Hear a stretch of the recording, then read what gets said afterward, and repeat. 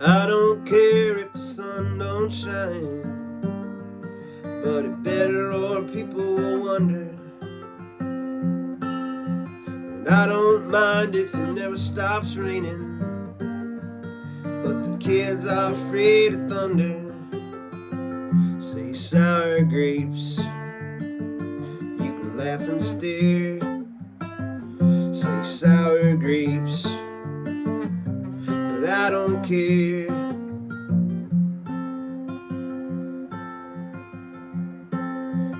Couldn't care less if I never had a friend. Said people would say I was crazy, and I wouldn't work 'cause I don't need money. But the same folks would call me lazy. Say sour grapes, you can laugh and stare. Say sour grapes, but I don't care.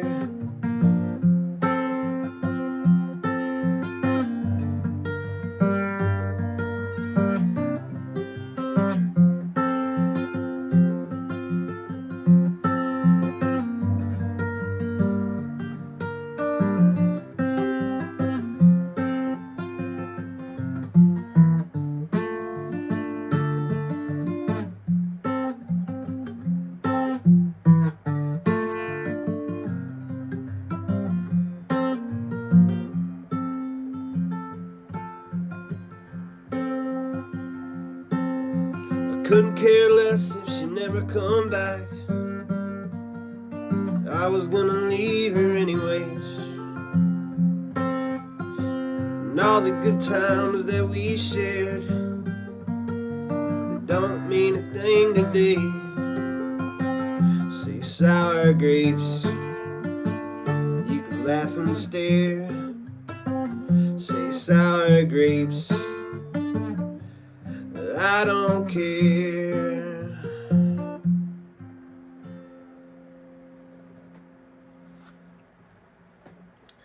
So that song said that John Prine wrote that whenever he was 14 years old, which it kind of would make sense because it's based off of an Aesop, one of Aesop's fables about the fox and the grapes. Yeah, because maybe he was a 14-year-old kid reading that book in school. But the fable, so there's the fox, he's in the woods, he's walking along, and there's this really old tree, big tall tree, and there's an old grapevine wrapping and winding around that tree, and all of the lower grapes have been eaten by the other little woodland creatures, the ones that were easy to get low down. The fox, he spied with his very keen eye, way up high, atop the tree, in one of the highest, most lofty branches of the tree, this big bundle of perfectly ripe, plump, juicy grapes. They look so sweet, so good, just ready for the picking. Wanted him so bad, he sat down there and he looked. Oh, and his mouth watered, and he could just imagine what it would be like if he could just get those grapes. How amazing they would taste, and how satisfied he would be, and the bursting juice. Makes me want some nice grapes just even thinking about it. But so the fox, he just jumped right up, and he tried to get to that very tall branch, and he missed it by a lot. He missed it by a long shot. So he took a few paces back and looked and calculated it. Again, no grapes in Fox's mouth. So he backed up very far. Sprinted. Flew up into the air, high as you could go, like a spring. Boing. But he missed the grapes. Yet again. By this time he was exhausted. He'd had enough. And he sat down there at the foot of the tree. He looked high up at those grapes that he wanted so bad.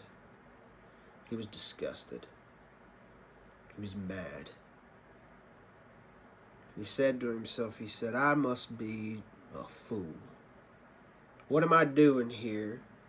Jumping after these old sour grapes. Little nasty sour grapes way up in the tree up there.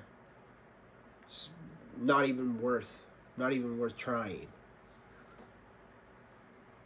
So he'd convinced himself those once very beautiful looking and juicy and sweet looking and perfectly ripe grapes that he had spied, he's convinced himself, yeah, those are sour. Might as well not even try it. And he walked away, scorned and angry. And along, insulting and hating those grapes, those sour grapes.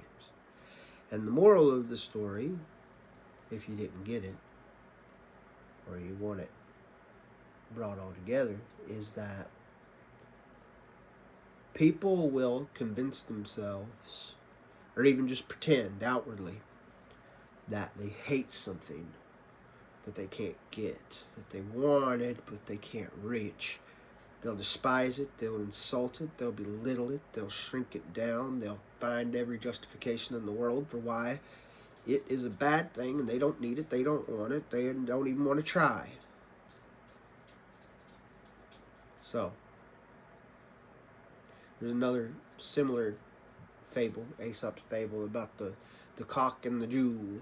So rooster's digging around for some grain, scratching around for to feed himself and his family, and he comes across this beautiful gemstone, this beautiful jewel, and he says to himself, he says, well, that's beautiful. And whoever lost you must have really valued you very highly and must miss you, but I'd rather just have a piece of grain to feed my family. So I'm just going to leave you there.